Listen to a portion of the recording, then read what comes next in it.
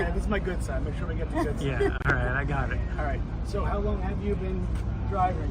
6 years. 6 years. Yeah. And what made you want to start doing something like this? How did that come about? I absolutely love going to the Monster Truck Show in El Paso, Texas, my hometown. And I would go all the time, and I'd see Candace Jolly, and I was thinking, man, that's so cool that another female is doing this. So I did a tough truck challenge for Monster Jam in my hometown, and I did pretty good. The second year, I got second place, and some of the drivers came up and they're like, hey, you're a pretty good driver. Would you want to come and audition for Monster Jam? I thought it was a joke. I didn't think they were actually going to do it. I auditioned, I went to Monster Jam University, and now I'm driving. Wow. So what was that like, the audition? I mean, that must have been so nerve-wracking. Oh my gosh, that's probably the most nervous I've ever been in my life. So first they do all the safety equipment with you, and then they put you in there and basically they're like, you need to learn how to use rear steer, because rear steer is a toggle switch inside.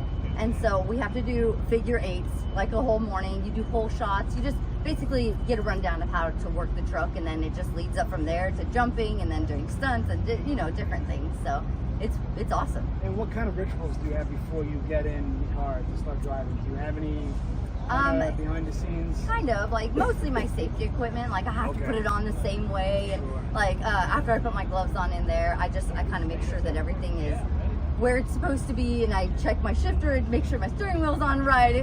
Just random things that everybody has their little niches, but that's what I do. So if there's ever a camera in there and I'm fidgeting, I'm just getting the nerves out. That's great. I love it. And also, so when you're like, if you're doing a stunt, like what's have you ever had something that's gone wrong? I mean, what crosses your mind when you're in a stunt and it's not going the way you want? I mean, how do you try to bounce back from that, or just like if it's rolling, you try to save it. And I mean, sometimes you can, and sometimes you do, and then it turns into something even better.